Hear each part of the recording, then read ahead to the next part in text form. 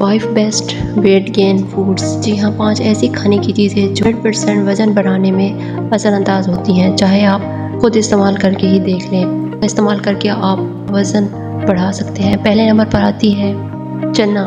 यानी चने को अपने रात को पानी में भिगो कर रखना है और सुबह नाश्ते में उनको इस्तेमाल करना है। हड्डियाँ मजबूत होंगी, वज़न बढ़ जाएगा और आप काफ़ी हद तक हेल्दी हो जाएंगे। और प्रोटीन का भी बहुत अच्छा सोर्स होता है। दूसरे नंबर पर आता है खजूर। अगर आप खजूर का इस्तेमाल करते हैं तो वज़न बढ़ाने के लिए बहुत ही हेल्पफुल रहता है। इसमें मौजूद एनर्जी, कॉपर, मैग्नीशियम, पोटाशियम आपके वज़न को बढ़ाने में काफ़ी हद तक हेल्प करता है। तीसरे नंबर पर आता है केला।